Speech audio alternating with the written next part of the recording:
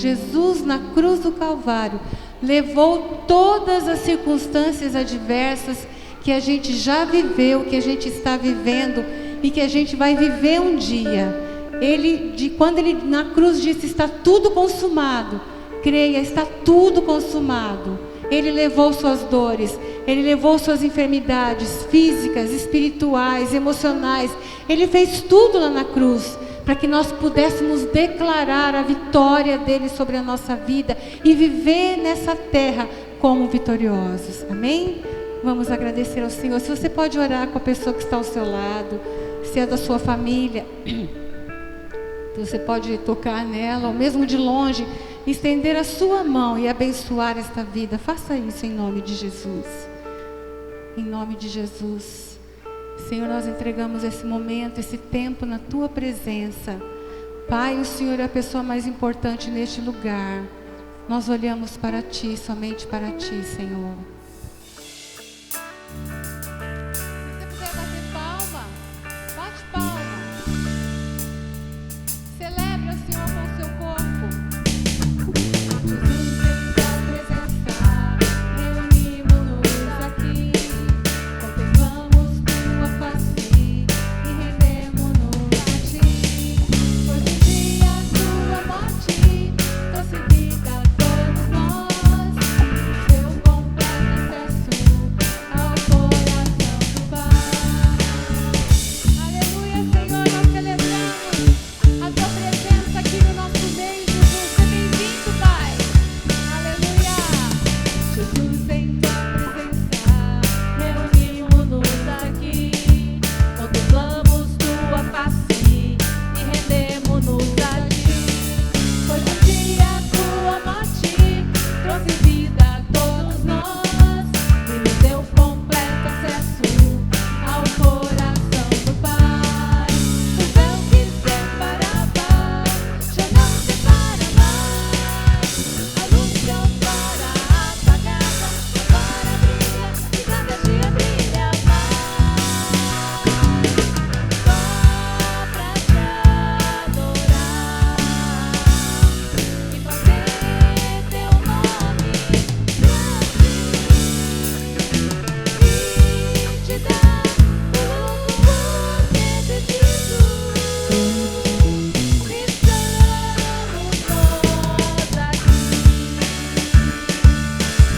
Estamos aqui por causa do Senhor. Ele é a razão de estarmos juntos aqui celebrando. Jesus, em Tua presença, reunimos-nos aqui, contemplamos Tua face e rendemos-nos a Ti. Pois um dia Tua morte trouxe vida a todos nós e nos deu completo acesso ao coração do Pai. O véu que separava já não separa mais. A luz que outrora apagada agora brilha e cada dia brilha mais. Só pra te adorar e fazer Teu nome grande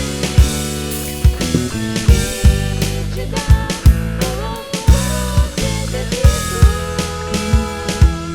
Estamos nós aqui, a igreja, só pra te adorar, só pra te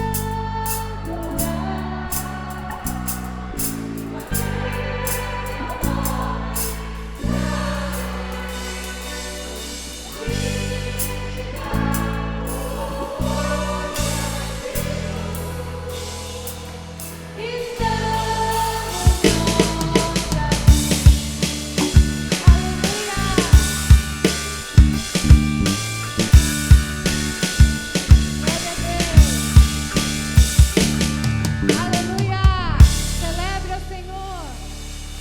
Você tem livre acesso à presença do Pai. Você não precisa de intermediário. Você não precisa de alguém que leve as suas orações. Você não precisa nem de alguém que só ore com você. Você pode ter acesso ao Pai através de Jesus, através da morte de Jesus, da sua ressurreição. Você pode dizer: Pai, Abba, Pai, Paizinho, Eu me achego a Ti, eu preciso de Ti, eu estou aqui. Experimente isso no seu dia a dia.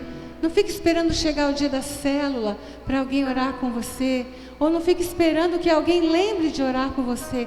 Você pode abrir a sua boca e você pode falar com o Pai.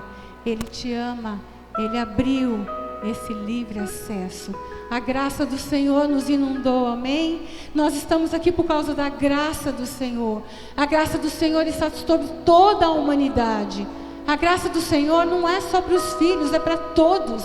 A graça do Senhor está sobre a natureza. A graça do Senhor está sobre o mundo.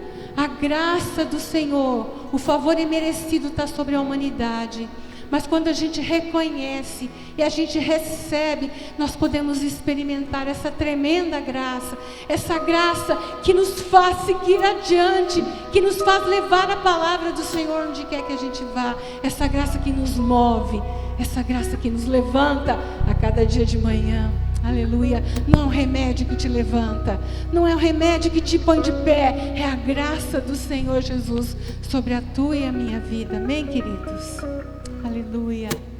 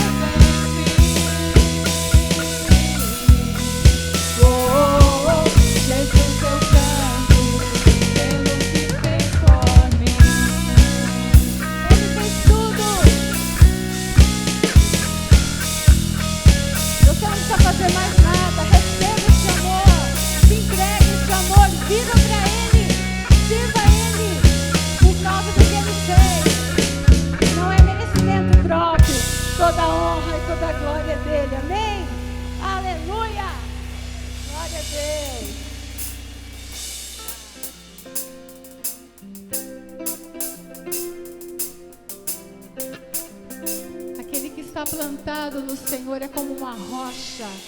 Vem os ventos, vem a chuva. Quem já experimentou isso aqui? Mas a gente não se abala, amém? Bem-aventurado é o que está firmado em tua casa, aqueles que te louvam, cujo coração está no nosso Deus.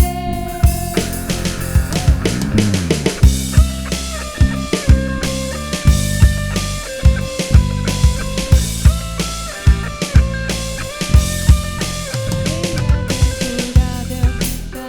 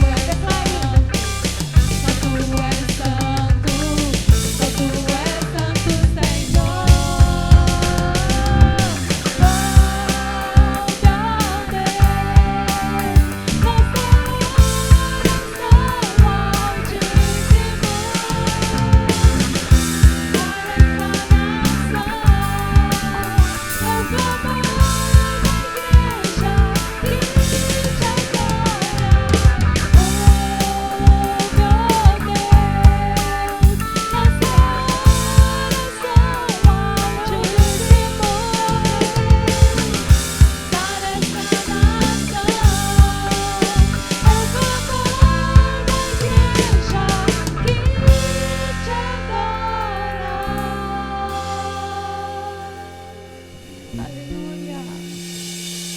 Aleluia, Jesus. Nós te amamos, Senhor. Nós te amamos, Senhor, mais que a nossa própria vida, Senhor. Pai, no tempo que se chama hoje, nós te amamos, Senhor. E nós podemos declarar: não sou eu que vive, mas Cristo vive em mim. E a vida que eu vivo agora na carne, eu vivo pela fé no Filho de Deus que se amou, que me amou e que se entregou por mim. Muito obrigada, Senhor. Você pode ter vitória sobre as tentações. Você pode ter vitória sobre o pecado. Porque a Bíblia diz que não sou mais eu quem vivo, mas Cristo vive em mim. Entregue todas as suas lutas. Se submeta ao senhorio de Jesus. E todos os dias você vai alcançar a vitória. Porque Ele vive em você. E Ele quer se mover em você. E Ele quer se mover através da sua vida. Seja um discípulo obediente. Se submeta. Não resista a esse amor tão grande. Alguém te ama com um amor tão grande, um amor eterno. Por que a gente vai lutar contra isso? Se renda a esse amor.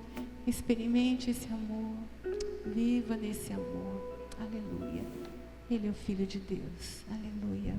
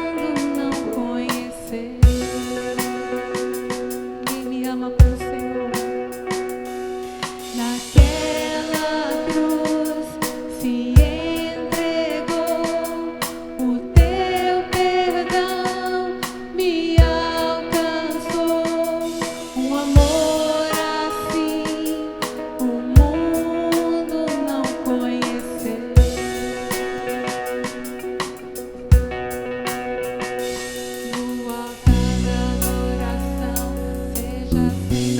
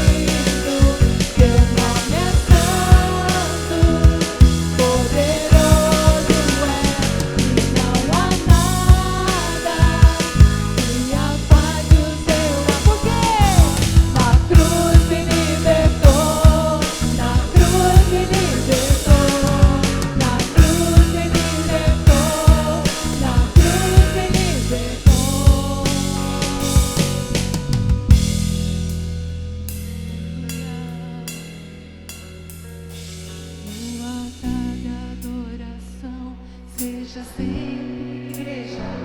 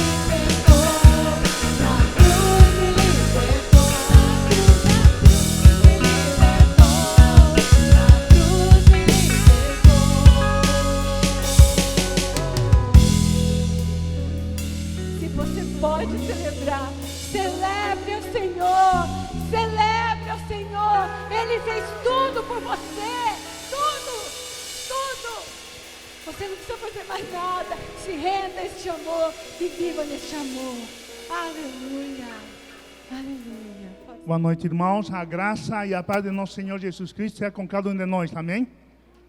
É uma alegria poder nos reencontrar, podermos estar juntos. Sabemos que Deus está fazendo maravilhas em nossas vidas a cada dia, a cada momento. E este é um momento especial que nós temos de estarmos em família. Gostaríamos de conhecer as pessoas que estão aqui pela primeira vez, você que está nos visitando. Por gentileza, fique de pé, nós queremos dar uma lembrancinha. Você tem alguém aí? Seja muito bem-vinda, aqui tem um casal também, seja muito bem-vindo, que Deus abençoe. Quem está perto de um abraço, seja muito bem-vindos, que Deus os abençoe, viu? Amém? Tem mais alguém por aqui com a gente? Não, né? Amém, querido.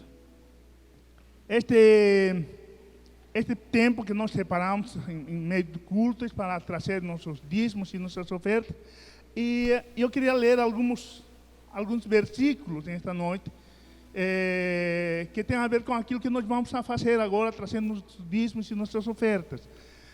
Nós acabamos de cantar algumas músicas e uma delas nos chama para adorar a Deus no altar, não é? E o escritor do livro de Provérbios diz o seguinte, em el livro de Provérbios, capítulo 3, o versículo 9 e o versículo 10, está?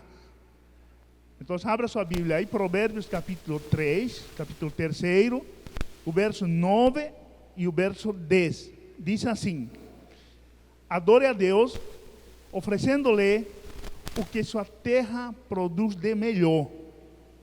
Faça isso e seus depósitos ficarão cheios de cereais, e você terá tanto vinho que não será capaz de armazenar. Nós entendemos que este texto está escrevendo Salomão para seu filho, dando algumas instruções que servem também para nós agora. Porém, uma das coisas que eu observo nesse texto é que o melhor que alguém podia dar, o melhor que alguém podia entregar por alguém, foi o próprio Deus. Ele foi o exemplo de entrega, porque ele deu aquilo de melhor que ele tinha, que era Cristo Jesus, por sua e por minha vida, por nossas vidas, para a salvação de nossas vidas. E o escritor deste texto diz: adorem a Deus com o melhor que vocês têm. É o que nós temos, não se pode comparar aquilo que Cristo entregou, o que Deus entregou na cruz por nós. Porém, nós também recebemos dele não só a salvação, recebemos recursos, recebemos provisões, Né? E nesta noite nós vamos trazer nossas ofertas e nossos dízimos, entendendo que Deus na cruz do Calvário entregou o melhor por você e por mim, que é Cristo Jesus. Amém? Então, fique de pé enquanto nós cantamos, vamos trazer nossas ofertas, vamos orar ao Senhor. Por gentileza, fique de pé, vamos orar. Se você ainda não pegou o seu envelope, tem lá os envelopes na entrada, e se você quer fazer ou dar o dízimo com cartão de crédito, pode usar a maquininha lá no fundo, amém? Senhor, nós te louvamos por tua grande e maravilhosa obra na cruz por nós. Te damos graças porque tu entregaste o melhor por nossas vidas. E nos diste a oportunidade também, Senhor, de dar para ti o melhor de nós. Pai, em nome de Jesus, que estas ofertas e estes dízimos possam suprir as necessidades que esta comunidade tem. E eu oro para que tu possas abençoar a vida de cada irmão aqui. Que tu possas suprir as necessidades de cada um deles também. Em nome de Jesus. Em nome de Jesus. Amém. Enquanto nós louvamos ao Senhor, traga seu dízimo e sua oferta. Amém?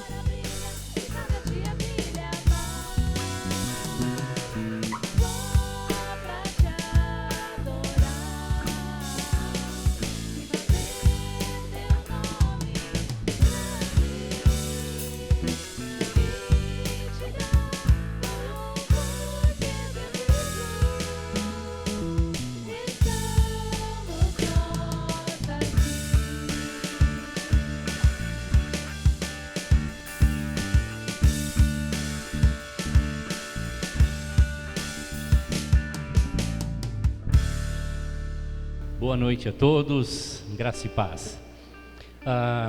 Antes da mensagem, eu gostaria de orar pelo Tadeu. Cadê o Tadeu? A palavra de Deus fala que nós temos que orar pelos nossos governantes. Semana que vem é o nosso dia de eleição. A Bíblia diz que nós precisamos fazer tudo com fé. Tadeu é um membro dessa igreja, e como a história dessa igreja é assim, nós tivemos muitos candidatos a vereador ao longo dos anos da nossa comunidade, ao longo dos 28, 30 anos de existência.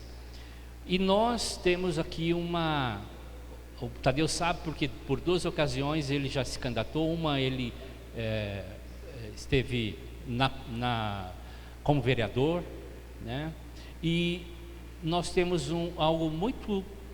levamos isso muito a sério, porque entendemos que votar é um princípio onde nós vamos colocar pessoas que vão estar fazendo leis, fazendo normas, ajudando o município, enfim. Você sabe da importância disso. E como igreja, nós oramos pelos nossos governantes. Torcemos para que eles façam a coisa certa. E quando temos no nosso meio, como eu disse, a história da nossa comunidade, já tivemos vários candidatos. O que nós fazemos é apresentar o irmão dessa igreja como um candidato, mas sabendo que o voto é seu, é uma atitude sua com Deus. Nós estamos aqui dizendo, vote no Tadeu. Nós estamos dizendo aqui, ore pelo Tadeu, ore para que o Senhor, ele entende um chamado de Deus para isso, ele já esteve lá e se preparou para isso. Então o que nós vamos fazer agora é orar por ele, abençoar a vida dele, esse tempo, e que você vá no próximo domingo, na eleição, e vote convicto, com fé, naquilo que Deus disse a você, Deus falou com você. Nós nunca guiamos voto de ninguém, nós nunca estivemos aliançados com uma pessoa para dizer, olha, vamos apoiar esse candidato. Nós entendemos que isso é algo muito particular, é como você vai escolher a cor do seu carro, a sua casa. Eu chegar e falar, não pode ser dessa cor, tem que ser da outra, é muito íntimo, é muito pessoal. Por isso nós queremos colocar a vida do Tadeu como membro da igreja, para que ele, nós possamos orar por ele, abençoar a vida dele, para que, se assim Deus permitir, ele possa entrar e fazer aquilo que está no seu coração. Então, nós vamos fazer isso agora, ok, queridos? Vamos orar. Pastor Jimmy, vem aqui também. Pastor Zé Ernesto está em possibilidade de vir, está ainda tentando ver se pegou ou não Covid junto com a família, mas a Lília, né? Mas já está muito bem, eles estão muito bem, né? Vocês foram informados disso, né? Vamos orar. Senhor, nós queremos orar pela vida do Tadeu, sua família, seus familiares, que eles estejam guardados, porque eles já estão guardados em Cristo, e que o Senhor dê a graça, a força nessa última semana, Senhor, para que assim, conforme a tua vontade, ele possa estar fazendo o que agrada o teu coração, Senhor. Nós oramos grato a ti, louvando o teu nome por essa oportunidade, Senhor. Tua palavra diz que nós precisamos estar em todos os lugares, em todas as montanhas, Senhor. A política é uma delas. Que o Senhor esteja fluindo na vida do Tadeu, tudo que ele precisa para esse tempo, e que o coração dele seja grato a ti, Senhor, por tudo, em nome de Jesus, amém. Amém, queridos. Deus abençoe. Muito bem, eu gostaria de continuar falando sobre o assunto de um discípulo radical, e nessa noite eu gostaria de falar sobre fé radical.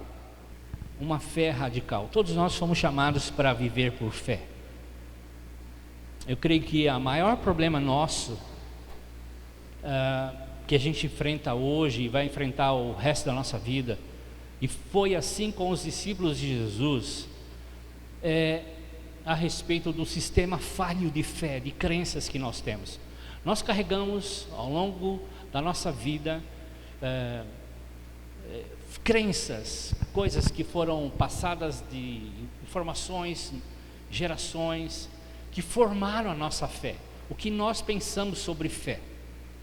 E a Bíblia diz o seguinte em Hebreus capítulo 11, verso 6: sem fé é impossível agradar a Deus, porque aqueles que o buscam têm que crer que Ele existe e que Ele abençoa aqueles que o buscam. Então, o senso comum nosso diz o seguinte, que a gente agrada a Deus fazendo coisas. Como é que eu vou agradar a Deus? Eu vou fazer coisas para Deus. Eu vou orar, jejuar, fazer isso, fazer aquilo, dar oferta aos pobres, ajudar uma família, enfim. A gente pensa que isso tudo é muito bom e importante, ok? Não me interprete mal. Isso tudo é fundamental na vida de um cristão. Mas o que agrada a Deus é a fé. Porque é uma escolha que fazemos. Tudo na vida acontecem por escolhas de coisas que nós acreditamos no nosso coração. Pois bem, se eu acredito em algo, eu invisto em algo. Se eu acredito em algo, eu dou tempo para esse algo. Então, aquilo que crê no nosso coração, nós damos mais valor. Nós fazemos tudo conforme o nosso coração acredita ser a verdade. Isso significa que nessas escolhas nós podemos fazer o que é certo e o que é errado, e nós podemos colher as consequências dos erros. Então nós precisamos mudar a nossa forma de pensar, transformar a nossa mente para entender o que é realmente fé, o que realmente agrada ao Senhor, para que a gente convença o nosso coração para crer corretamente. Se a gente crer corretamente, a gente vai fazer as coisas de forma correta. Isso é um fato. Se eu creio da forma correta, eu faço as coisas de forma correta. Por se eu não creio da forma correta, eu vou bater a cabeça em várias coisas, fazendo várias coisas, e isso não vai preencher o vazio do meu coração. E certamente os discípulos de Jesus, eles não entenderam muito bem o que era fé, e Jesus estava lutando sempre com eles, porque isso é difícil de entender. Muito do que nós pensamos ser fé, que nós temos hoje, é crença, é esperança, mas não é fé genuína, verdadeira, radical. A gente pensa que a gente ora ou jejua, a gente não está pecando, mas sabia que você pode estar orando e jejuando e estar em pecado? Por quê? Romanos capítulo 14, verso 23 diz assim: tudo que não provém de fé é pecado. Se você ora sem fé, você está pecando. Se você ora ou jejua sem fé, você está pecando. Se você oferta sem fé, você está pecando. Tudo, a Bíblia diz, e a palavra tudo é tudo mesmo. Tudo que você faz sem fé é pecado. Então você pode fazer coisas e achar que está fazendo coisas boas e está pecando. Então nós fomos salvos pela graça. A Bíblia diz que nós somos salvos pela graça. Efésios capítulo 2, versos de 8 a 9. Mediante a fé. A graça que veio até nós, como nós cantamos nessa noite, a graça de Jesus, a obra de Jesus na cruz, tomando o meu lugar, levando consigo os meus pecados, eu tomo pela fé, eu vivo pela fé. Efésios 2,8 diz, vocês são salvos pela graça, mediante a fé. Isso não vem de vocês, é dom de Deus. Não por obras, para que ninguém diga, olha, eu conquistei algo pela minha própria força. Então, essa nova fé não é vivida por esforço, é vivida por fé. Entenda isso. A sua vida vai mudar radicalmente se você entender que a vida que você vive agora em Jesus, você tem que viver pela fé. Pela fé. Romanos 1,17 diz assim, o Evangelho se revela a justiça de Deus, uma justiça do princípio ao fim. Nele está escrito, o justo viverá pela fé. Por 4 vezes a Bíblia diz, o justo viverá pela fé. O que Deus quer chamar a nossa atenção? Porque isso é muito importante. Eu lembro que minha mãe falava, olha, não faça isso. Aí eu ia fazer, olha, não faça isso. A terceira vinha um chinelo, né, voando lá da sala ou da cozinha. 4 vezes Deus fala, o justo viverá pela fé. Deus quer chamar a atenção, a minha e a sua, de que viver pela fé é fundamental na nossa vida. Uma vida cristã radical só pode ser vivida pela fé. E tem muita gente vivendo a vida cristã pelo esforço. Existe um mundo espiritual acontecendo à nossa volta que só pode ser vista e entendida pela fé. Tem coisas na sua vida que você não entende porque você não está usando fé como instrumento de leitura, como um óculos para entender. Quando Jesus chamou os 12 discípulos, eles eram bem imaturos, bem novos de idade e de entendimento das coisas de Deus. Por exemplo, o Pedro era mais velho. Por que a gente sabe que era o mais velho? Porque uma vez alguém disse que vocês pagam imposto? E Pedro, lógico que nós pagamos imposto. E Jesus fala, então, Pedro, vai lá, lembra do peixe? Pegue a moeda do primeiro peixe que você pescar, vai ter uma moeda dentro da boca dele, tira e paga a sua e o meu imposto. Uma moeda que dava para pagar um imposto anual dos dois. Só maior de idade pagava imposto. A maioridade de um judeu daquela época, 30 anos para cima. Então veja bem, o Pedro, que era o mais velho, era um cara extremamente difícil de lidar. Aliás, o Pedro não chamava Pedro, o Pedro chamava Simão. O Pedro chama Simão, não era Pedro. Pedro foi o apelido que Jesus deu para ele. Se fosse na nossa época agora, era bullying, né? Mas Jesus chamou ele de cabeça dura. Era o que o Pedro era. Pedra dura, difícil. Como esse camarada foi difícil de ser tratado por Deus, ele disse, Jesus, você não vai para a cruz morrer no nosso lugar. Jesus falou, não, eu estou indo de forma voluntária, ninguém vai me matar ou prender se eu não quiser. Eu estou entregando a minha vida. Não, o Senhor não vai fazer isso.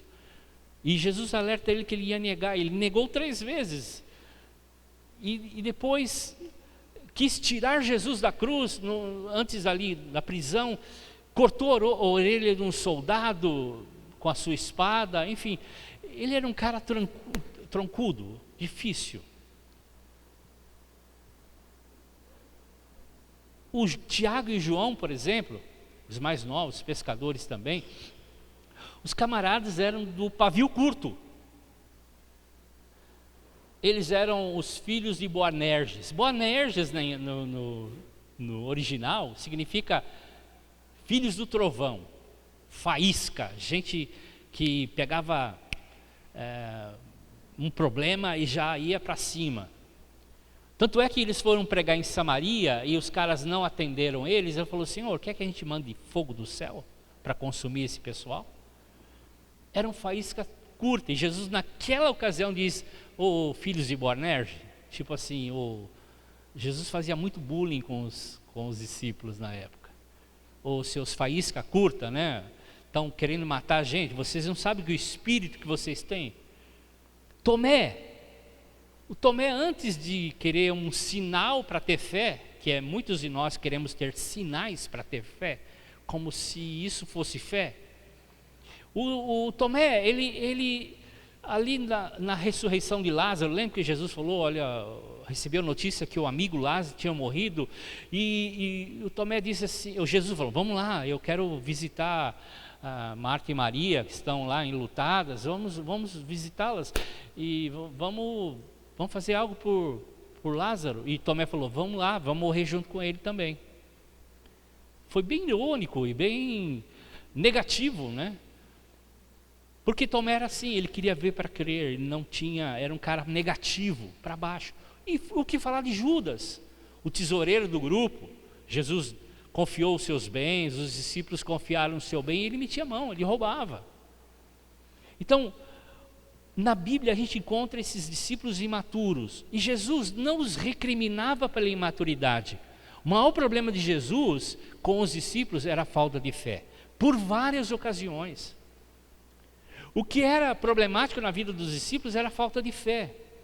Por exemplo, Marcos 9, 23, quando Pedro, Tiago e João estavam no monte com Jesus, e lá aconteceu uma coisa sensacional, que foi a transfiguração de Jesus. Jesus, ele foi para o céu desceu para a terra, foi uma coisa assim, tremenda. E aí, e os 9 discípulos ficaram lá para baixo do monte, e um camarada, um pai, aflito, com um filho que tinha ataque epilético forte, que ora caía no fogo, ora caía na água, e os discípulos não conseguiram expulsar ou curar aquele camarada. E aí o pai, desesperado, quando viu Jesus descendo o monte, correu para Jesus e falou: Jesus, por favor, se o Senhor pode, cura o meu filho. E olha a resposta no capítulo 9 de Marcos, verso 23. Se pode, se eu posso, tudo é possível ao que crê. Tudo é possível ao que crê. A questão da incredulidade é difícil, porque ela coloca limites na nossa vida. Por isso que Jesus falou: olha, não há limites, tudo é possível ao que tem fé. Discípulo radical tem uma fé que experimente o sobrenatural. Há muitas pessoas indo atrás de tantas coisas para experimentar o sobrenatural. De fato, o que nos leva a experimentar mais de Deus, ou ter um encontro com Deus, é a fé, porque nós somos salvos pela fé e vivemos pela fé. Nós precisamos entender isso. Discípulos radicais acreditam realmente o que Jesus disse na sua palavra é verdade, não tem dúvidas, eles creem. Se podes, não, Deus fará. É isso que Jesus disse. Segura aí, a gente vai voltar nesse texto. Mas o que é fé? Da onde ela vem? A fé é aquilo que traz as substâncias das coisas que não se veem. É o que Hebreus capítulo 11, verso 1 fala. Ela materializa o que nós não vemos. Porque esse mundo é mais do que aquilo que nós vemos. Esse mundo é um mundo espiritual. Você tem que entender isso, compreender essa verdade. Então, fé é um dom de Deus, vem de Deus. Eu não fabrico fé, eu não conquisto fé, é um dom de Deus. É o que está escrito em Romanos capítulo 12, verso 3. Você quer ter fé? É dom de Deus, só Deus pode dar. Então diz lá o texto que Deus dá uma medida de fé a cada um. Ele já concedeu uma medida de fé de cada um. Romanos 10:17 diz assim: a fé vem pelo ouvir, e o ouvir da palavra de Deus, mediante a palavra de Cristo. Como é que eu tenho fé? Eu tenho fé entendendo a palavra de Deus. A palavra de Deus vem e essa fé é gerada no meu coração. Deus dá uma fé para que eu possa crer. Então eu não posso fabricar. Preste bem atenção. Você nunca terá fé tentando fazer algo ou exercitando algumas coisas que você acha, eu vou ter mais fé se eu fizer isso. Não. Deus te deu a fé, uma porção de fé, e você precisa exercitar. A fé é um dom de Deus, é um presente de Deus. A fé é algo que Deus repartiu a cada um de nós. A fé vem de Deus e a fé é de Deus. Em Marcos 11, Jesus estava indo para Jerusalém, e aí eles passaram numa figueira e tinha as folhas, e era o tempo de figo. Jesus foi lá para comer um figo, olhou e não tinha figo. E figueira era uma tipologia do povo de Israel, tá? Pra você entender um pouco mais. Aí Jesus deu uma palavra para aquela figueira. Jesus falava com árvore, gente. Jesus deu uma palavra para aquela figueira. E aí, uma palavra dura, uma palavra forte, de maldição. Você não tem fruto. E aí eles foram embora. Quando retornaram naquela mesma estrada, e Pedro falou: eu vou ver o que aconteceu com essa figueira. Olhou, ela estava seca, completamente seca. E Pedro, admirado, disse o seguinte: nossa, Senhor, a figueira secou. E aí, olha o que Jesus diz no capítulo 11 de Marcos, verso 22. Você pode remover montanhas com a sua fé, você pode fazer nada impossível que crer, mas olha o que Jesus diz: tenha a fé em Deus. A palavra em no original, no grego, também pode ser de Deus. Então o que Jesus estava dizendo, a melhor tradução era: tenha a fé de Deus. Se você tiver a fé de Deus, fé genuína, fé radical, você pode falar, as coisas vão acontecer. Deus colocou uma medida no nosso coração, é a qualidade da fé que Deus tem. A Deus tem fé? Deus tem fé. Ele repartiu a nós, como nós vimos na pregação passada, o seu amor, mas também a sua fé. Então, não confunda com o dom de fé. Dom de fé, lá em 1 Coríntios 12, é outra coisa. Nós estamos falando da fé da salvação. Nós estamos falando da fé que eu creio em Jesus como meu Senhor e Salvador. Dessa fé que eu preciso viver agora nessa nova vida. Ok? Marcos 9, 27 a 30, nós vemos também como Jesus lidava com a fé das pessoas. Quando ela tinha a fé de Deus na vida dela. 2 cegos, problema de visão, eles estavam clamando a Jesus. Eles viram: olha, Jesus está passando por aqui.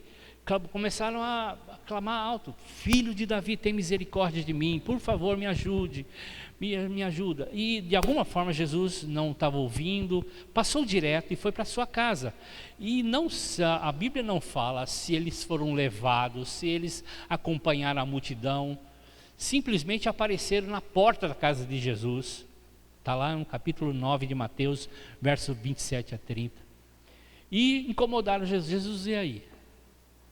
Jesus virou para eles e disse uma coisa muito interessante: vocês creem que eu posso? E ele falou: sim, Senhor, nós cremos. Então Jesus disse assim: seja feito conforme a sua fé. Seja feito conforme a sua fé. Veja, por várias ocasiões, esse é um dos textos, Jesus curava as pessoas pela fé que elas tinham nele. Então a pergunta é: o que nós faremos da fé que nós recebemos? Vamos enterrar? Lembram da parábola que Jesus contou, daqueles camaradas que receberam moedas e o Senhor foi viajar e depois alguns investiram e dobraram, outro enterrou. O que nós vamos fazer com essa fé? Vamos enterrar? Porque talvez há muitos cristãos que vivem a sua vida toda cristã e nunca experimentaram uma vida de fé. Será que é possível isso? É possível. É possível, pior que é possível. Veja, a fé cresce e eu preciso duplicar, triplicar essa fé. Como aquelas moedas que os servos receberam para investirem, até que o Senhor voltasse e recolhesse as moedas. Eu tenho que fazer com que essa fé renda algo, seja rentável para o reino. Então a fé é como um músculo, eu tenho que exercitar, para que esse músculo cresça, desenvolva. Eu tenho que malhar a minha fé, eu tenho que pôr substância, eu preciso bombar a minha fé. E como é que eu faço isso? A fé é um dom de Deus, Ele dá a cada um uma medida, mas eu preciso aumentar. Eu quero dizer o seguinte para você: a fé não é uma técnica para que você descubra. A fé é um relacionamento para que você possa viver. Vou repetir: a fé não é uma técnica para que você descubra. A fé é um relacionamento para você viver. Fé é relacionamento. Você precisa conhecer a Deus, o seu caráter, para que você tenha fé. Como é que você vai crer em Deus, que Deus pode, se você não crê que Ele é bom? Se você atribui o mal a Deus? Eu preciso conhecer o caráter de Deus, eu preciso conhecer como Deus é. Deus é amor, Deus é bondade. Eu preciso conhecer a Deus, porque quando eu conheço a Deus, eu posso crer que Ele pode. Então, Ele tem um caráter bom. E o inimigo nosso tenta destruir essa confiança. Qual é o problema nosso? O nosso problema é que se a gente não exercita a fé, não põe essa fé para funcionar, ela atrofia como músculo. E pior, o inimigo pode plantar uma falsa experiência na nossa vida que vai minar a nossa fé. Por exemplo, lá no primeiro casal, Adão e Eva, ele diz assim: Deus disse para vocês, se vocês comerem esse fruto, vocês vão morrer. Mentira. Mentira. Pode comer à vontade, vocês não vão morrer. Veja, ele fez isso com o primeiro casal. O que ele estava dizendo ali era: olha, Deus é mentiroso. Com Jesus, lá na tentação, lembra da tentação? Em João 4, na tentação, ele foi tentado, e aí o que aconteceu? O diabo tentou minar aquilo que ele tinha escutado ali no batismo. Esse é meu filho amado, eu tenho muita alegria nele.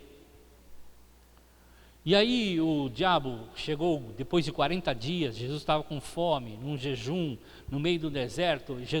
O diabo falou: se você é filho mesmo, se você é o que está dizendo, faça essas pedras se transformarem em pão.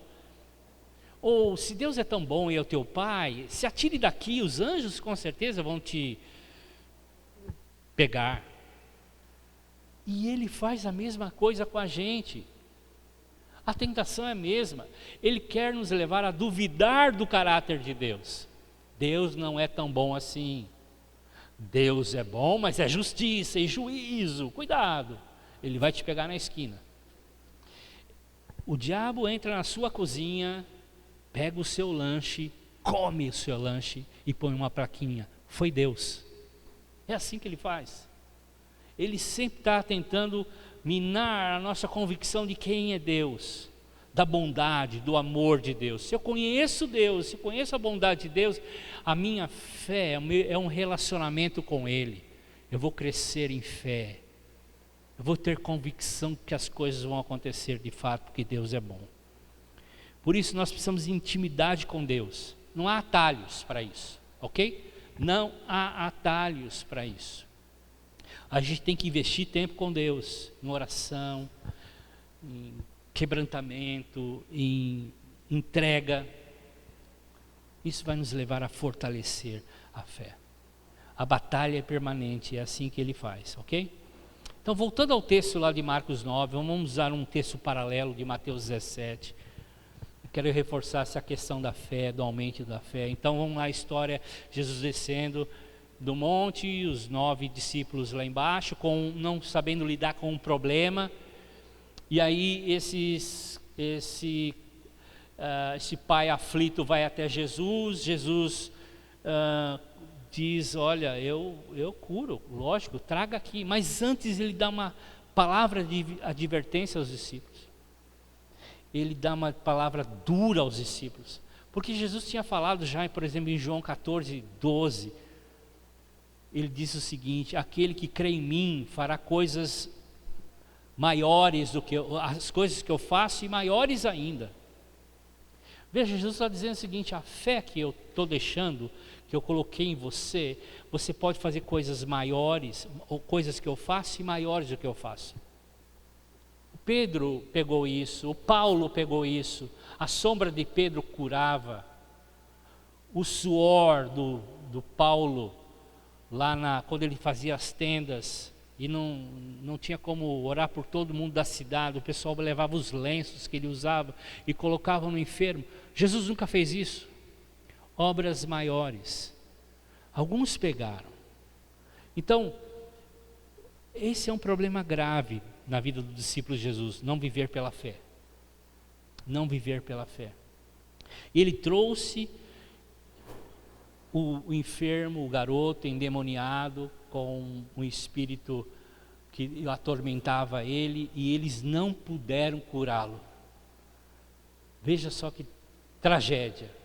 Eu olho para a igreja hoje, a igreja de Jesus, eu falo assim, puxa vida, será que nós não estamos sendo os 9 discípulos no pé da montanha, lidando com algumas questões que a gente não consegue curar, não consegue transformar? E Jesus respondeu duramente no verso 17: ó geração incrédula e perversa, até quando estarei com vocês? Até quando terei que suportá-los? Traga-me um menino. O demônio saiu, o menino foi curado, e os discípulos ficaram arrasados e preocupados. Por que nós não conseguimos expulsar o demônio ou curar o menino? Verso 19. E aí Jesus, sem meias palavras, diz o seguinte: o problema de vocês é falta de fé. A fé que vocês têm é pequena demais. Bom, ele disse o seguinte: se uma fé de um grão de mostarda, se você já viu um grão de mostarda, é uma coisa assim minúscula, muito pequena, remove uma montanha, como Jesus disse. A fé que os discípulos tinham era microscópica, era muito pequena. Não era era 9. 9 podiam fazer oração. E eu vejo, talvez a nossa fé seja microscópica, porque nós não vivemos por fé, nós não rompemos em fé. Então, no verso 21, Jesus parece que pensou melhor e diz: bom, olha, essa espécie só sai com jejum e oração. Então qual é a chave? É fé ou jejum e oração? Já viram isso? É fé ou jejum e oração? É fé. A espécie que Jesus está dizendo não era espécie de demônio. Se você ler, você vai entender. A espécie que Jesus está dizendo, em algumas traduções eles erram feio, essa casta, como dizendo um demônio. Não está escrito isso lá. essa espécie é a incredulidade que estava no coração dos discípulos. Então o que Jesus estava dizendo é o seguinte: olha, para tirar a incredulidade que está no seu coração, que impediu vocês de agirem por fé, é com jejum e oração. Então o segredo do jejum e oração é para que eu me quebrante mais, é para que eu me esvazie o meu coração incrédulo e enche o meu coração com a fé. É isso. A oração, jejum e oração não é para que você tenha coisas, ou adquira coisas, ou resolva problemas. Jejum e oração é para que a sua fé cresça, o seu relacionamento com Deus aumente e a sua fé cresça. Essa é a chave. Essa é a chave. Numa outra ocasião, em Lucas 15, de 5 a 10, os discípulos falaram assim: Senhor, vem aqui, aumenta a nossa fé. Nossa fé é tão pequena que o Senhor disse, então faça com que ela cresça, sopre aí, né? Ou impõe as mãos sobre nós, para que a gente tenha mais fé. Jesus não fez nada disso. Jesus só fez uma coisa, contou uma parábola. A parábola no capítulo 17 de Lucas, versos 5 a 10, segue o pedido dos discípulos. E Jesus conta uma parábola que parece que não tem nada a ver com o pedido dos discípulos, porque ele diz o seguinte: olha, você é servo, você volta para casa, depois de um dia muito difícil de trabalho. Será que o seu patrão vai chegar e falar assim: olha, faz o seguinte, faz uma boa comida para você porque você merece? Não. Jesus diz, ele entra na casa, o patrão diz, vai e faz uma comida para mim, me sirva e depois coma. Parece que não tem ligação nenhuma com o pedido dos discípulos, mas tem. Jesus está me dizendo para eles o seguinte: você quer que eu aumente a sua fé? Vocês precisam entender que vocês são servos e eu sou o Senhor. O Senhor se preocupa em colocar as coisas para que você possa me servir. Deus vai dar fé suficiente para que você possa enfrentar cada situação da sua vida. É isso que Jesus está dizendo. Então a chave é humildade. Servo. Humildade é uma chave para que a gente tenha mais fé. Então, por quê? Qual é a motivação minha e sua para ter fé? Será que é ser mais popular? Porque eu vou orar e as coisas vão acontecer? Será que é porque eu quero coisas para mim? Então eu tendo fé, eu posso ter coisas melhores para mim, porque aí eu posso ter coisas. Então qual é a motivação? É isso que Jesus está dizendo para os discípulos. Qual é a motivação que vocês estão pedindo mais fé? Entenda o seguinte: vocês são servos. Vocês têm que me servir. A honra, a glória e o louvor vem para mim, não para vocês. Então a humildade sempre caminha junto com a fé. Paulo dizia assim: se eu tenho que me orgulhar de alguma coisa, eu vou me orgulhar das minhas fraquezas. 2 Coríntios capítulo 11, verso 30. Ou em outra ocasião, capítulo 2, 2 Coríntios capítulo 10, verso 17. Ele diz assim: quem se glorie, glorie-se no Senhor. Então quando jejuamos e oramos, nós não temos que buscar bênçãos, nós temos que buscar um coração quebrantado, para que, Senhor, arranque de mim toda a incredulidade, encha meu coração de fé. Encha meu coração de fé. Voltando ao texto de Marcos 9, quando Jesus falou assim: se podes, tudo é possível ao que crê. Veja, a fé torna possível o impossível. É isso que Jesus está dizendo. Essa é uma palavra que a gente tem que riscar do nosso vocabulário: impossível. Porque tudo é possível ao que crê. A gente precisa entender que nada é impossível para Deus, porque pela fé nós podemos mover montanhas, podemos remover montanhas. Veja, o problema está no nosso coração. Veja o que Marcos 11, 23 diz. Eu asseguro vocês o seguinte, Jesus falando: se você disser para esse monte, saia e vai para o mar, e não duvidar no seu coração, mas não duvidar no seu coração, mas crer que acontecerá o que você diz, assim será feito. Então, uma das chaves é convencer o coração para crer. Porque o nosso coração é enganoso. Já preguei algumas vezes sobre isso. É muito enganoso. A gente diz que crê, mas o coração diz, crê nada.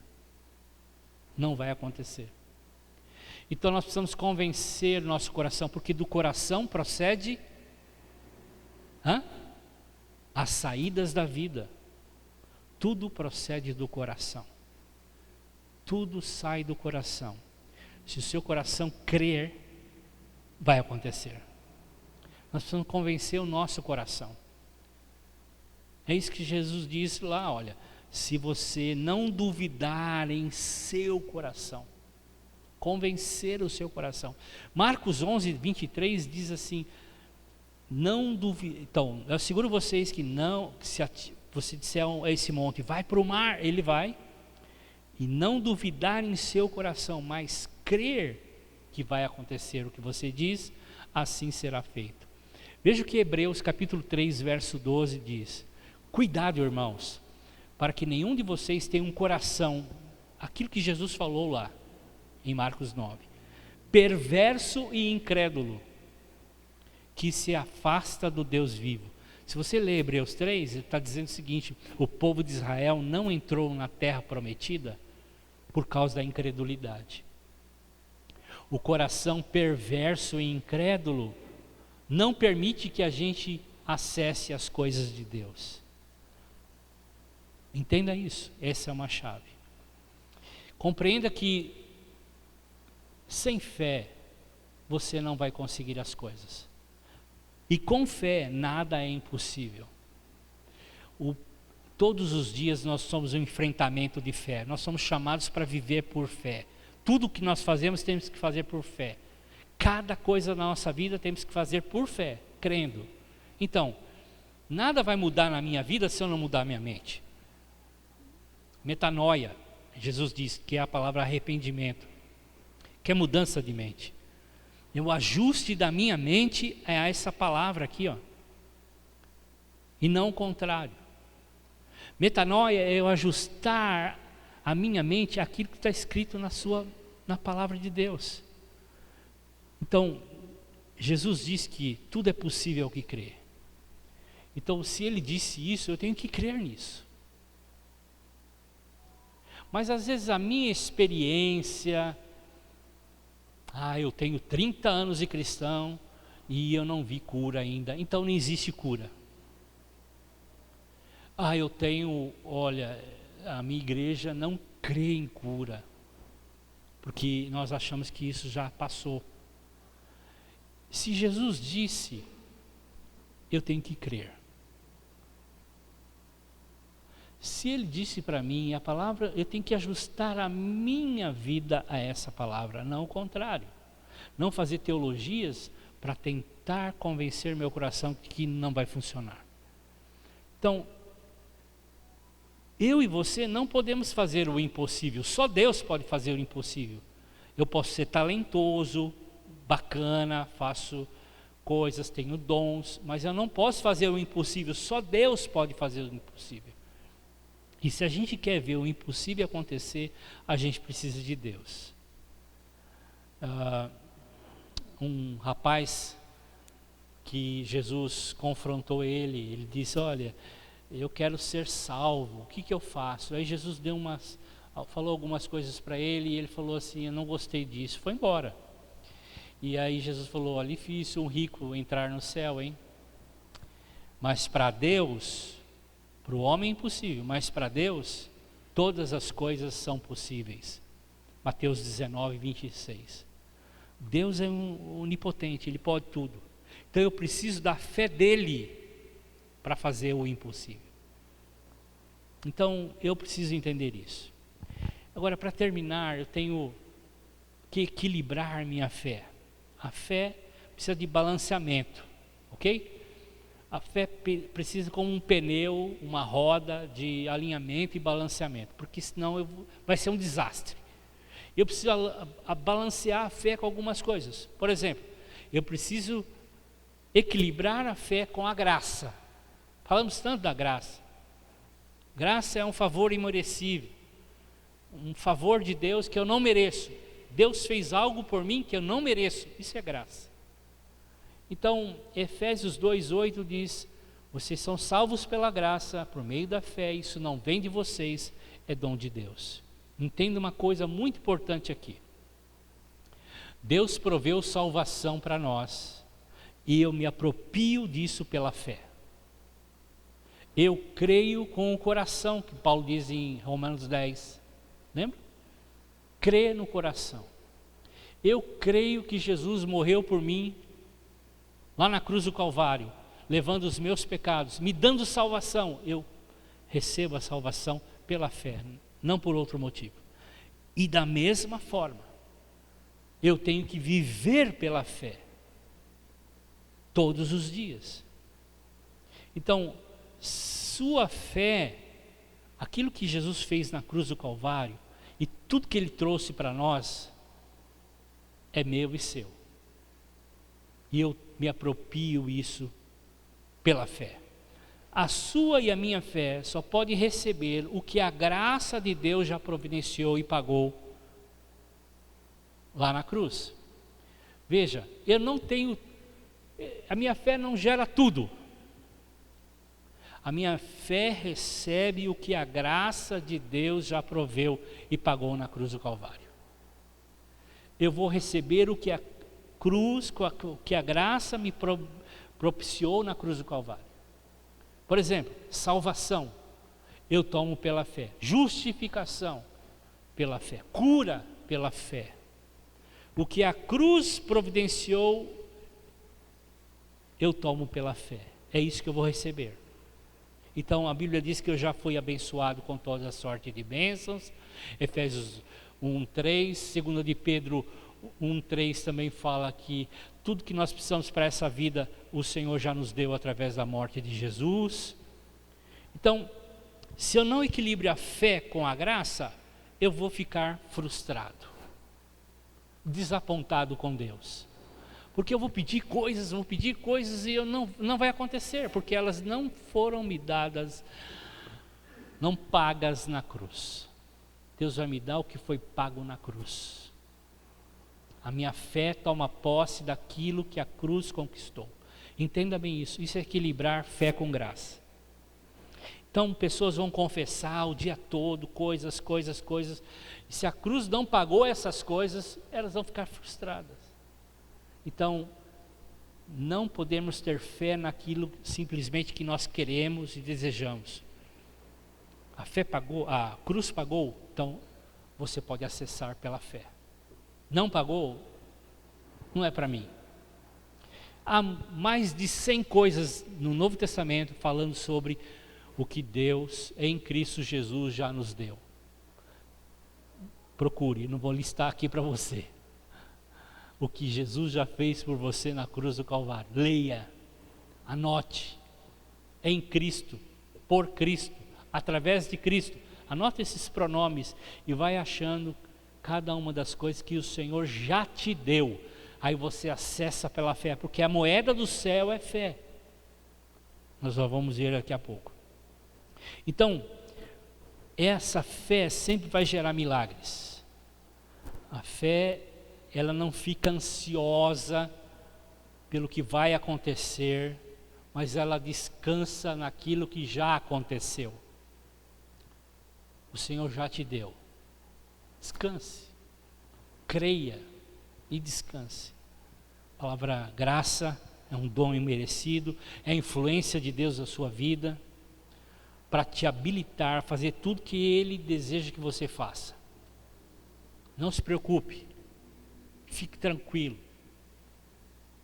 Deus já providenciou em Cristo todas as coisas. Descanse nesse fato, se aproprie pela fé, mais nada. Equilibre a sua fé com louvor e ação de graças.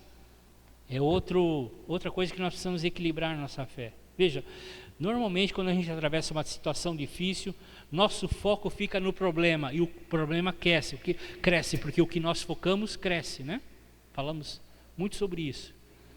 Então, temos que olhar o problema da ótica de Cristo, encarar de frente, mas não pôr o foco nele. Bill Johnson, que eu gosto muito, recomendo um livro chamado Deus é Bom, da editora Charis. Ele diz no livro o seguinte: a fé, ela não nega a existência do problema, ela apenas nega a ele um lugar, uma posição de influência. Ela não nega o problema, a fé não nega o problema, ela não dá oportunidade para que esse problema entre na vida. A gente vê isso na vida de Abraão, Romanos capítulo 4. Ele era velho, Sara é estéril, os dois velhos, já não tinha mais possibilidade de gerar um filho, e tinha uma promessa de um filho. Então, o texto diz assim: ele não se enfraqueceu na fé, ele confiou plenamente em Deus, em sua promessa, recebeu um crédito por isso, é o que diz o texto, um crédito por causa da sua fé, um bônus, é a moeda do céu.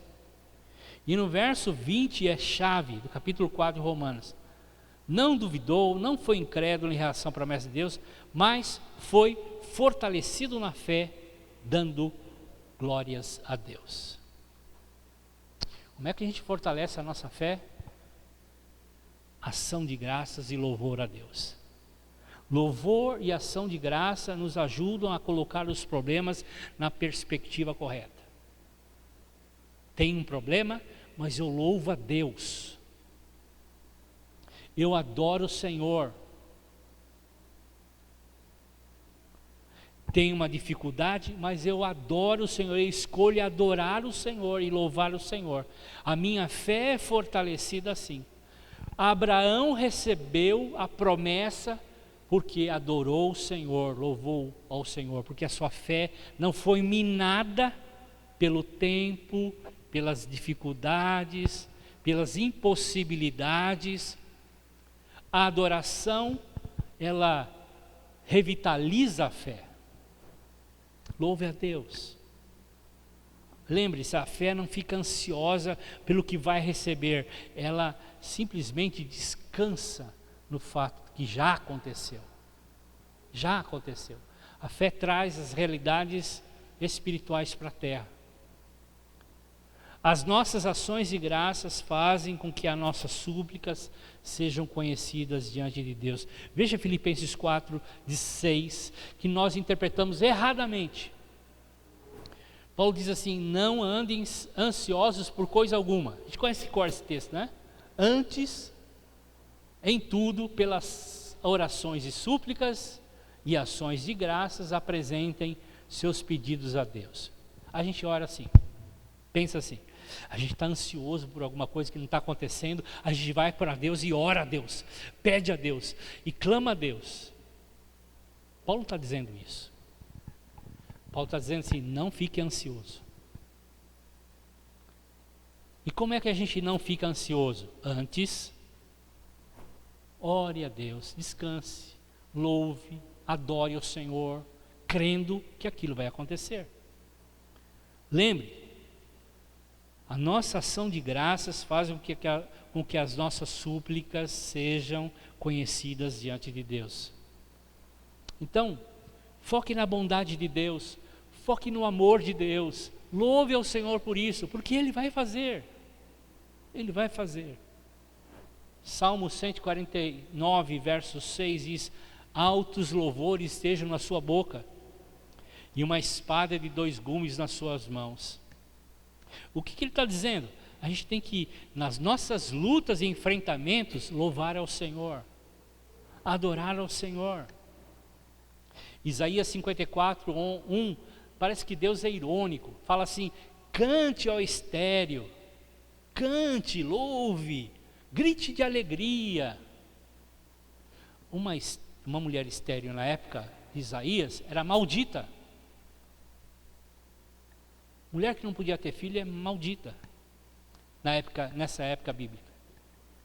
Então parece que Deus está falando assim, ironicamente. Não, Ele está dando uma profecia para essa mulher. Ele está dizendo: louve a Deus, adore o Senhor, porque você vai ter mais filhos do que aquela que tem alguém, um marido, etc, etc. Como é que pode cantar uma estéril? Porque ela contempla pela fé as coisas acontecendo. Louvar e adorar é uma escolha do coração. É uma escolha que eu faço. Vou adorar o Senhor, mesmo diante das lutas. E quando a gente faz isso, a nossa fé é fortalecida. Equilibre a sua fé com amor. Eu falei a semana passada, não vou falar muito sobre isso. Na semana passada, na pregação passada, a fé é energizada pelo amor. Ela toma um energético quando você tem amor. Jesus amou as pessoas e curava elas porque tinha compaixão por elas. Há textos e muitos textos, vou deixar na página da comunidade. E Jesus, amando as pessoas, se moveu nas entranhas. A compaixão significa nas entranhas. Se moveu em amor para curar as pessoas. Então, e Paulo diz em Gálatas 5:6 que a fé é energizada. A palavra operar ali é energia, energis, significa energético. O energético da fé é o amor. Então ame. E eu queria fazer uma conclusão e ler algo que eu escrevi aqui. Discípulos de Jesus estão determinados a tomarem toda a decisão na vida pela fé e trazer o poder do reino dos céus para a sua vida diária. A fé radical nunca fundamenta a sua teologia na experiência, nas tradições, mas somente na verdade da palavra de Deus. Fé radical se agarra à palavra como supercola. Se agarra, não solta. Porque ela passa por todas as crises e tribulações. Fé radical acredita e confessa o que Deus diz e não o que as circunstâncias e os sentimentos dizem. Eu e você somos muito motivados e levados pelos nossos sentimentos e pelo que nós vemos. Mas a fé não se guia pelo que nós vemos. Então a fé radical acredita. Ela acredita no que Deus diz, está aqui na Bíblia, e não no que as circunstâncias ou os sentimentos. Eu sinto, guie os seus sentimentos através da palavra de Deus. Fé radical sempre quer dar um passo de fé para depender somente de Deus e mais ninguém. Fé radical gasta tempo com a presença de Deus e de forma diligente estuda a palavra, acreditando em tudo que ela diz. Deus nos chama para viver essa vida de fé radical. Contemplar o sobrenatural, ver vidas sendo transformadas, sabe? Deus nos deu o que Ele tem de melhor, o seu Filho Jesus. E tudo que nós precisamos está nele. E Ele deixou coisas para nós que são poderosas. São armas, como Paulo diz, poderosas em Cristo Jesus. Fé é uma delas. Amor é outra. A fé remove as impossibilidades. Mas talvez a sua e a minha fé sejam tão microscópicas. Elas precisam ter crescimento. E só vai crescer na intimidade com Deus. Deus nos convida para essa intimidade, para que a nossa fé ganhe substância, músculo, e ela pode operar, trazer aquilo que nós não vemos para a realidade material. Eu vou ver e vou saber que as coisas vão acontecer. Eu queria orar, terminando essa reunião. Queria que você fechasse seus olhos. E vamos agradecer a Deus por isso. Senhor, somos gratos, porque o Senhor é o autor e consumador da nossa fé. Nós escolhemos viver uma vida de fé, Senhor. Não pelas nossas, que nós vemos, as circunstâncias. Nós escolhemos tomar as nossas decisões, não pelas coisas que nós sentimos, mas queremos tomar as decisões baseadas na fé, Senhor. Que nós possamos experimentar João 14:12, Senhor. Coisas maiores nós faremos. Que nós possamos experimentar essas coisas, Senhor. Enche nosso coração de fé, Senhor. Enche nosso coração de gratidão, de louvor. Enche nosso coração de amor, Senhor. Nós queremos fluir em Ti. Nós queremos crescer em fé. Somos gratos em Cristo Jesus. Amém. Amém, queridos. Uma boa semana. Fique na graça e na paz do Senhor.